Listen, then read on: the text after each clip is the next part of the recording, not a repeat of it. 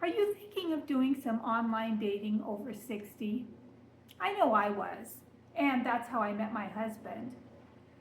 It doesn't matter if you're 20 something, if you're 30 something, 60 something. I think online dating is something that everybody should try if that's something that they're interested in doing. But there's some things you need to know, I think, before you dive in that will allow you to date more confidently, that will allow you to date safely, and that will allow you to have a lot of fun while you're doing it. Now, this online dating business really isn't for the faint of heart. You're going to need some patience. You're going to kiss a couple toads. You're going to maybe have some experiences that aren't probably what you're looking for. But if you follow a few simple rules, and if you really just use your common sense, it can be fun, it can be rewarding, and it can result in a really great thing. I know I was lucky enough to have that for me. So I did a video a few days ago about Rod and I's personal journey through online dating. If you haven't had a chance to take a look at it yet, I encourage you to. It kind of tells you our story. But this video is about practical tips for online dating. So I kind of want to start with talking a little bit about some of the sites that are out there. And I've got some notes here, so excuse me if I take a peek. But for me, in the experiences that I had, the best overall dating sites were eharmony.com. They were Zoosk.com, which is where my happily ever after was hiding, and Match.com. And those ones have been around quite a while. And honestly, in the 5 years since I have been in that world, I think there are new ones. But those are the old tried and truths. And I feel like they're generally very safe places to be. If you're over 60 or getting a little older, there's some sites that are specifically for people our age. And those would include datemyage.com, ourtime.com, and silversingles.com. If your faith is super important to you, there's a site called christianmingle.com that is also comes highly recommended. And I did dabble in that one just a little bit, and it seemed safe, and it seemed like there was nice people on that platform. If you're younger, hinge.com is good, dating.com is good, and match.com and eharmony.com are good for younger people too. So those are the platforms that I personally recommend. Now I have some things that I absolutely don't recommend, and those are the swiping sites, for example, Tinder. Because if you are seriously looking for companionship, if you're looking for a serious relationship in your life, you want to be on a platform where the people that are on that platform are looking for what you're looking for. And a lot of times on the swiping platforms such as Tinder, it's a lot of one night stand type stuff. Now I know there's success stories there.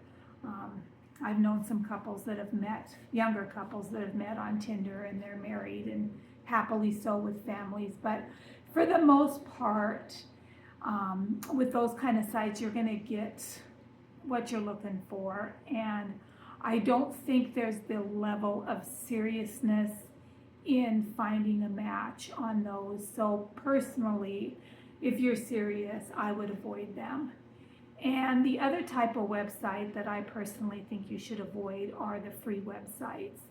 And the most prominent of the free websites that most of us have heard of is plentyoffish.com. And here's the thing. There's nothing wrong with the people that are on there probably. And that was my very first jump into it because I thought, well, I don't know, this might be silly, this might be something I want to do and it might not, so I'm not going to spend any money. But here's the thing, you're going to get what you pay for, and if you are wanting to meet up with somebody who's really interested in finding a relationship, you want to be where the serious people are. And the serious people aren't on the free websites. The serious people are willing to pay a little bit of money to maybe come out with a really positive result for themselves. So I'm not much for the free websites either. So that's kind of where I'm at for websites. I did a few, and again, like I mentioned, Zoosk.com, that ended up being the one for me. So let's see here, what's next? All right. The next thing we really want to talk about is we want to talk about your profile, because that's the first thing that you're going to want to do when you decide to go on a dating website. And I cannot express enough to you how important it is for your profile to be so honest. When I did my profile, was I tempted to put a younger picture on? Was I tempted to put a thinner picture on? Sure, that's human nature. Everybody's tempted to do that. Don't do it. Eventually, if you meet somebody nice, if you meet somebody that you are able to communicate and you eventually want to meet that person, they're not going to see the person that was on your website. They're going to see the 10-pound heavier, 10 years older version of you, which isn't a bad thing, but that's not what they're expecting, and that's not fair to them, and it's not fair to you. So put your best foot forward, but put your best honest foot forward. Current pictures are an absolute must. Something else that's an absolute must is you want to be honest about who you are, as far as maybe what you do for work, what you like, what some of your hobbies are. You don't want to try and hook a guy by saying that you're a hiker or you're an outdoor fisherman or all these other things, when in reality maybe you're like me and you just want to go to the mall. So you need to be honest about who you are, because you don't want to catch the eye of somebody who thinks you want to go hiking, and I'm just using that for an example. I mean, clearly it wouldn't kill me to go hiking, but it's not my jam.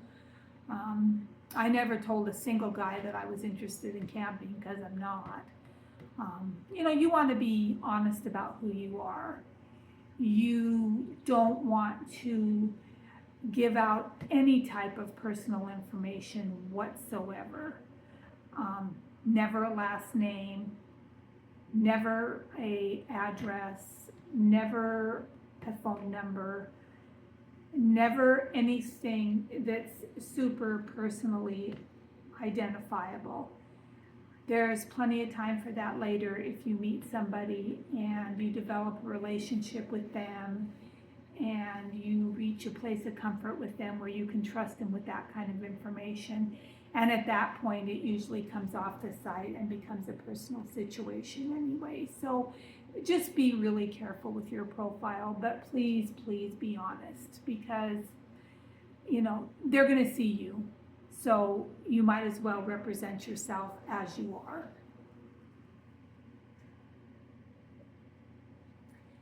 Be really confident when you talk about yourself in your profile.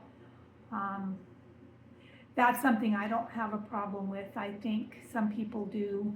But, you just really want to put your best foot forward and, be honest about what you like to do. Be honest about what you can do. Be honest about your talents, your interests, your hobbies. You never know what somebody is going to find attractive and what might make them want to go ahead and start talking to you. So those are kind of my rules for the profile, because really the profile is the big number one thing.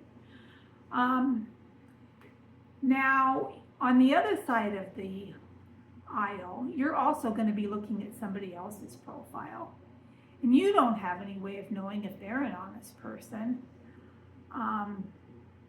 Maybe I'm paranoid. I don't know. I always find myself to be a superly overcautious person, but anybody that I met online that I thought was even mildly interesting, I did facial recognition software. I Googled them online. I made sure that they were an actual human being before I would do any further communication with them.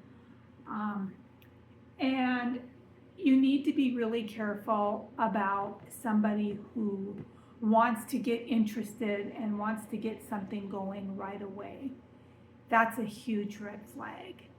And ladies, honestly, from the point of view of ladies, there are a ton of red flags. You want to run as fast as you can from somebody who gets too serious too quickly, somebody that asks you for money, somebody that wants to immediately drop off of the website and start communicating personally,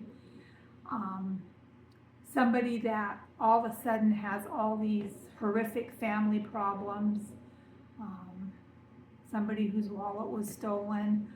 I talked about a situation on the other video about a guy who actually was real, and I actually could figure him out personally and check him out personally through my stepsister's sister. So I know he was who he says he was. I know that he existed. I know he lived where he said he lived. But he was a Class A scammer. So anyway, you should check that video out for that story, because that was really something. Another big red flag with these guys is a lot of them want to chat online, and they're happy doing that, but there's always a reason that they can't meet you. There's always a reason that they can't arrange like a personal date, and that's a huge red flag too. I mean, that means they're married maybe. That means that they're not who they say they are. That could mean they're a scammer. So you need to be careful with stuff like that. And you really should, if you can't find, absolutely any information whatsoever online about these guys, run. Because I'm here to tell you that there are plenty of nice, normal, worthy gentlemen online, and ladies, for you guys that are watching online, that you don't need to waste your time with any scanners. So, I know online dating can be overwhelming, and I know it can be a wee bit frustrating, but if you take it one step at a time, if you enjoy your process, because it can be fun. I mean, who doesn't like meeting new people? And you just never know. But you need to stay safe.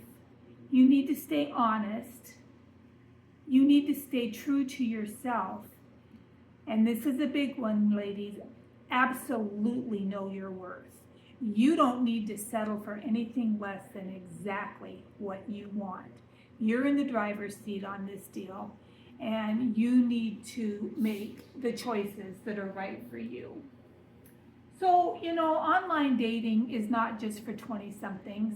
It's for all of us. And if you're open-minded enough about it, you just might be surprised. Boy, I know I was. I got the greatest surprise of my life. And I got that greatest surprise of my life on the night that I was in the process of taking all my profiles down because I was tired of it. And there he was. So I'd like to think that I was pretty blessed in that situation.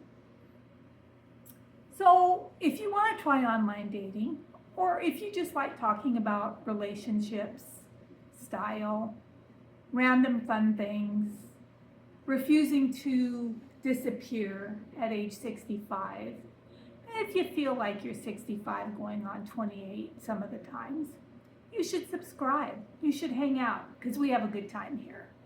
So, seeing as how I'm in the 30-day challenge, I will see you guys tomorrow. Bye.